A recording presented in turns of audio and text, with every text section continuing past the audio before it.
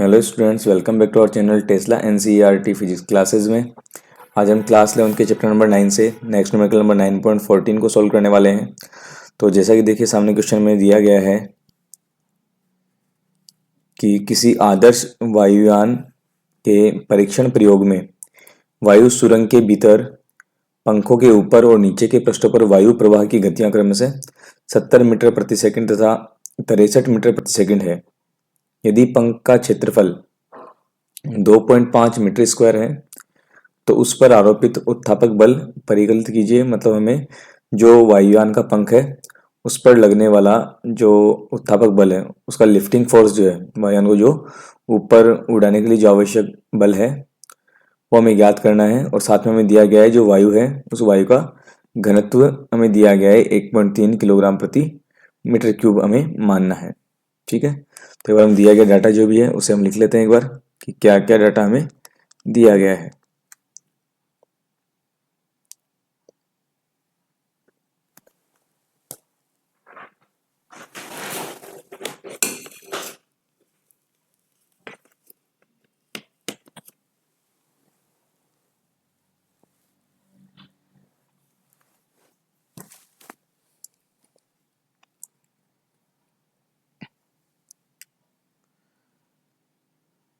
तो एक तो हमें दिया गया है कि वायु सुरंग के भीतर पंखों के ऊपर और नीचे पृष्ठों पर वायु के प्रवाह की गति, मतलब वायु का जो वेग है, एक तो ऊपर के पृष्ठ पर, तो ऊपर के पृष्ठ पर वायु का वेग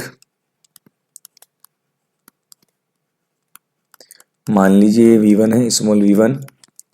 ये हमें दिया गया है 70 मीटर प्रति सेकंड। ऐसे ही जो नीचे का पृष्ठ है, नीचे के पृष्ठ पर वायु का वेग, ये जो है मान लीजिए v2 है। इसका मान हमें दिया गया है 63 मीटर प्रति सेकंड। ठीक है, और पंख का जो क्षेत्रफल है, पंख है जो वायुयान का, उसका क्षेत्रफल भी हमें दिया गया है।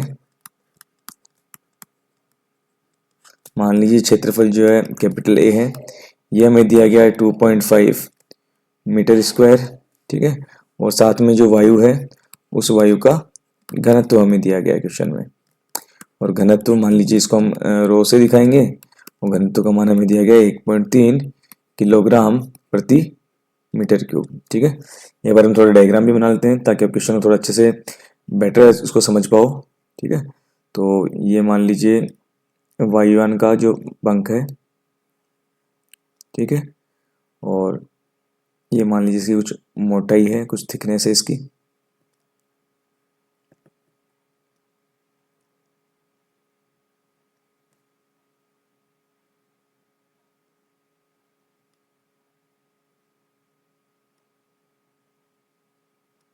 ठीक है, ये मान लीजिए उस थिकनेस है।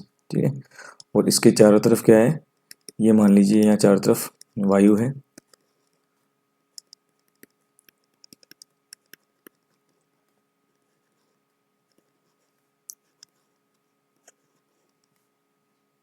और ये मान लीजिए नीचे जो है ये ग्राउंड है अपना, उस ग्राउंड को अपन बेस मानते हैं, ये हमारा ग्राउंड है। ठीक है, तो यहाँ पर वायुमंडल के कारण क्या लग रहा है, यहाँ पर ऊपर, और जो नीचे वायुमंडल में जो उपस्थित वायु है, इस वायु के कारण इस पंख के ऊपर और नीचे की ओर प्रेशर लग रहा है। ठीक है, एक इसके ऊपर नीचे की तरफ प्रेशर है, तो ये नीचे वाला जो प्रेशर है मान लीजिए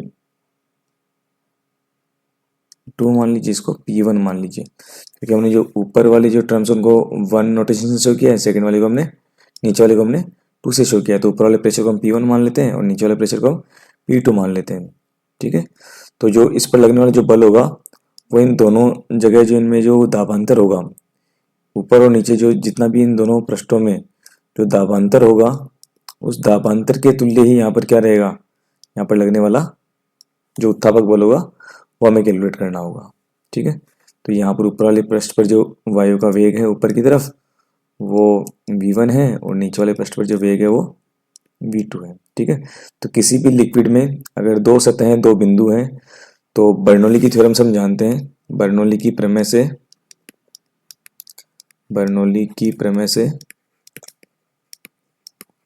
कि किसी भी लिक्विड में कोई भी अगर हम दो बिंदु लेंगे तो उन दो बिंदुओं पर जो तीन शीट्स होते हैं, तीन शीट्स कौन कौन से, एक तो होगा आपका वेग शीट्स, एक होगा दाब शीट्स और एक होगा स्थितिज ऊर्जा वाला शीट्स। ठीक है, तो एक तो हमें लेना है दाब शीट्स और एक इसका जो वेग शीट्स होगा वो, और एक स्थितिज ऊर्जा वाला शीट्स। ठीक है, स्थितिज शीट्स या गुरुत्वीय शीट्स भी कह सकते हैं ना।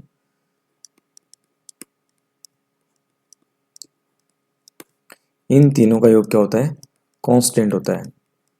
ये बर्नौली की थ्योरम बताती है इस चीज को। ठीक है, तो हम जो दो बिंदु, मान लो एक नीचे वाला बिंदु है, एक इस पृष्ठ के ऊपर वाला बिंदु है, हम दो बिंदु लेंगे तो देखिए इसकी मोटाई हम नगण्य मान रहे हैं, पर जो वायुयान के पंख की जो मोटाई है, इसको नगण्य क्यों मान रहे हैं हम एक बार समझ लीजिए इसको। क्योंकि ग्राउंड जो वायुयान जो उड़ता है वो जमीन से काफी किलोमीटर ऊपर उड़ता है, जबकि इसकी मोटाई जो है वो कुछ सेंटीमीटर्स या मीटर्स के अंदर होगी, जिसको हम इस हाइट की तुलना में, जो ये ग्राउंड से जो हाइट है उसकी तुलना में क्या कर सकते हैं, नेगलेक्ट कर सकते हैं।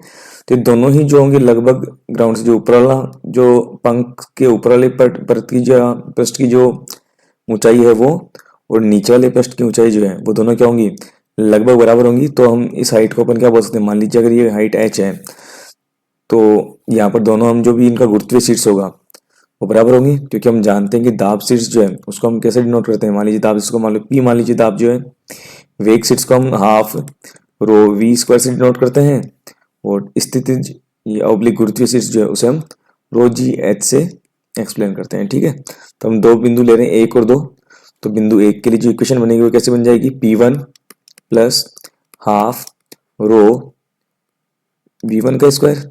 रो जहाँ पर क्या है, ये रो है, वो है जो अपने पास तरल, तो यहाँ पर कौन है, जो मीडियम वो कैसा है, वायु है। अगर द्रव होगा तो लिक्विड है, तो लिक्विड के लिए क्या आ जाएगा, घनत्व आ जाएगा। प्लस स्थिति ऊर्जा वाला जो शीर्ष है रो जी, और हाइट हमने क्या बोला है, दोनों जो पृष्ठ है, ऊपर वाला पृष्ठ और चाहे नीचे वाला पृष्ठ पंख का, दोनों की हाइट क्या है हमने h मानी है, क्योंकि दोनों ही लगभग क्या है, पास में है, तो दोनों की हाइट हम क्या कर रहे हैं, h ही मान रहे हैं। ठीक है, उनकी मोटाई को हम नेग्लेक्ट कर रहे हैं।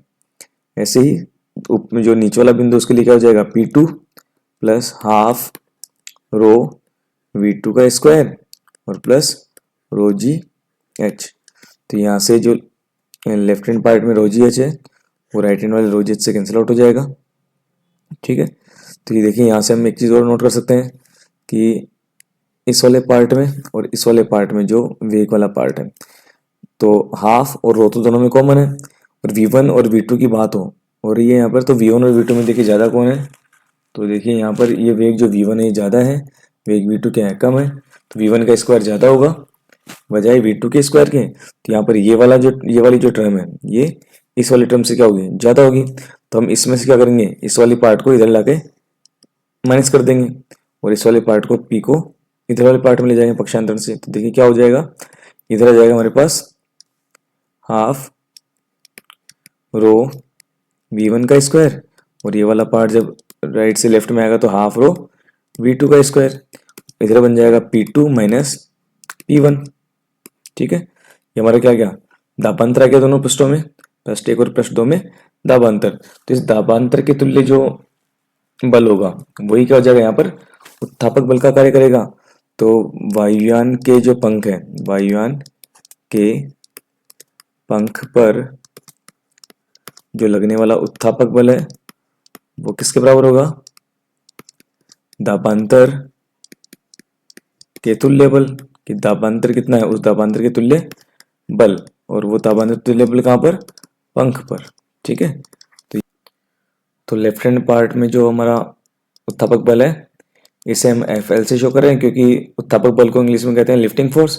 तो L यहाँ पर बताएगा लिफ्टिंग और F का मतलब फोर्स, लिफ्टिंग फोर्स ना।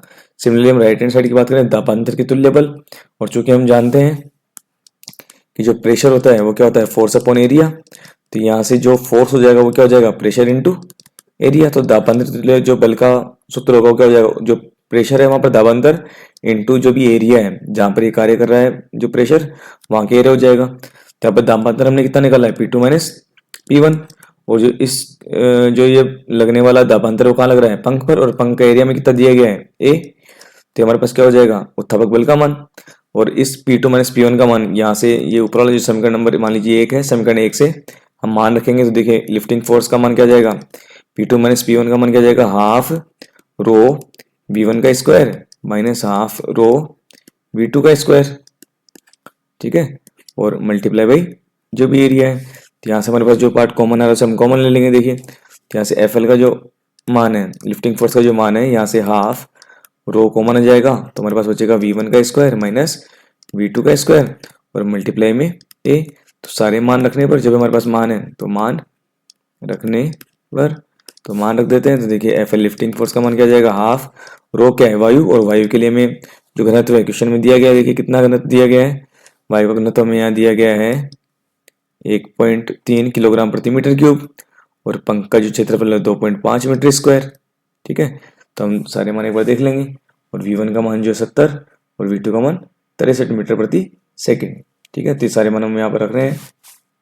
तो देखिए रो का जो मान है वो कितना है हमारे पास, 1.3 किलोग्राम प्रति मीटर क्यूब।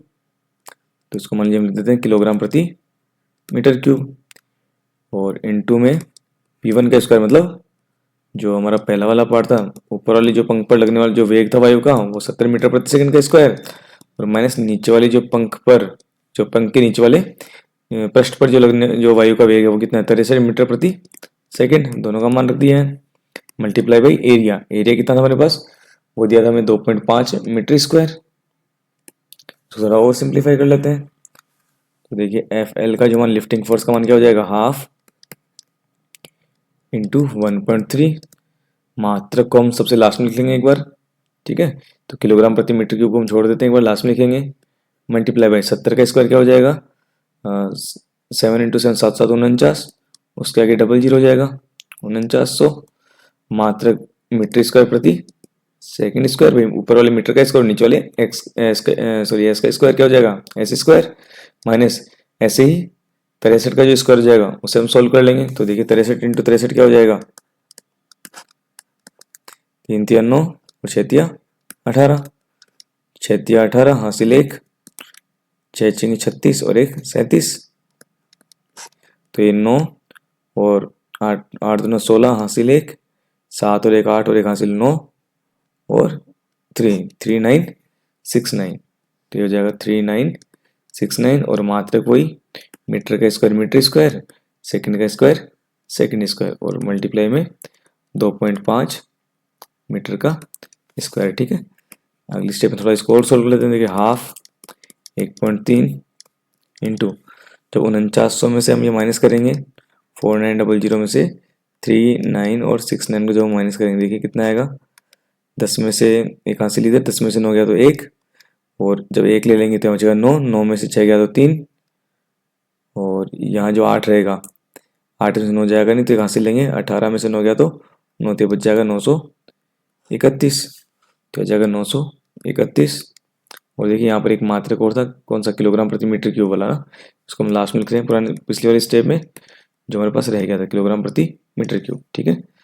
और इनटू में यहाँ से ये सॉल्व कर लिया है। अगला वाला जो पार्ट 2.5 मीटर स्क्वायर, और इस वाले ब्रैकेट में जो मात्रक रहे हैं, ठीक है, तो इसके साथ वाले मात्रक को हम यहाँ लिख रहे हैं लास्ट में, मीटर स्क्वायर प्रति सेकंड स्क्वायर। ये मात्रक तो यहाँ वाली टर्म आ गई है, इन दोनों को जब सोल्व किया तो 931 आया, उसका मात्रक मैंने लास्ट में लिख दिया यहाँ पर, मल्टीप्लाई में किलोग्राम प्रति मीटर क्यूब। तो देखिए हम इनको सोल्व कर लेंगे। तो देखिए ऊपर यहाँ पर metre square into metre square है, नीचे मीटर क्यूब है, क्या बच जाएगी, मीटर बच जाएगा, ऊपर किलोग्राम है, तो मात्रक में क्या बचेगा, देखो इस पूरे मात्रक को हम सोल्व करेंगे तो यहाँ से मात्रक क्या बच जाएगा, ऊपर एक तो किलोग्राम बच जाएगा, मीटर क्यूब जो नीचे लिखा हुआ है ये ऊपर मीटर स्क्वायर में कट जाएगा, तो क्या बचेगा, ओनली ऊपर मीटर बचेगा, और एक बचेगा नीचे सेकंड स्क्वायर, ये हमारे मात्रक बचेंगे, ठीक है। और संख्यात्मक मान को हम कैलकुलेटर की हेल्प से जल्दी से सॉल्व कर लेते हैं। देखिए तो देखिए मान कितना आएगा, ऊपर वाले पार्ट में हमारे पास 1.3 multiply by 931 multiply by 2.5 multiply by multiply divide by, ठीक है, डिवाइड जो आएगा वो आएगा अपने पास 2, नीचे 2 ही है, तो ये बचेगा हमारे पास 1512.875। ठीक है, तो इसको हम लिख लेते हैं एक बार। तो ये मान आएगा हमारे पास 1512.875 और मात्रक क्या है, किलोग्राम मीटर प्रति सेकंड स्क्वायर। और चूंकि हम जानते हैं ये किलोग्राम मीटर प्रति सेकंड स्क्वायर जो मात्रक है वो किसके तुल्य होगा, न्यूटन के तुल्य। क्योंकि हम जानते हैं किलोग्राम किसका मात्रक है, द्रव्यमान का, मीटर प्रति सेकंड स्क्वायर का मात्रक है त्वरण का, और न्यूटन किसका मात्रक है, बल का। तो F इक्वल टू एम हम जानते हैं formula, F equal to m a. तो ऐसे इस वाली टर्म को जो हमारे पास किलोग्राम प्रति मीटर क्यू स्क्वायर है इसको हम न्यूटन लिख सकते हैं। ठीक है, और साइंटिफिक नोटेशन में इस पॉइंट को हम यहाँ से एक अशून्य अंक से पहले पहुंचाना चाह रहे हैं। तो इसके लिए हमें क्या करना पड़ेगा, इस पूरी टर्म में हमें 1000 से भाग देना होगा, और 1000 से भाग देने में क्या करना पड़ेगा, 1000 से गुणा भी करना होगा। तो यहाँ से ये वाली टर्म आ जाएगी लगभग 1.51। ठीक है, और इंटू में 10 की पावर, इस 1000 को हम क्या लिखते हैं 10 की पावर में 3, तो 10 की पावर 3, और ये पूरा पार्ट क्या बन गया है, न्यूटन। तो जो लगने वाला बल है या उत्थापक बल, जो पंख पर लगने वाला उत्थापक बल है उसका मान कितना हो जाएगा, FL इक्वल टू 1.51 इंटू 10 की पावर में 3 न्यूटन। इतना जो बल है वो वायुयान के पंख पर लग रहा होगा।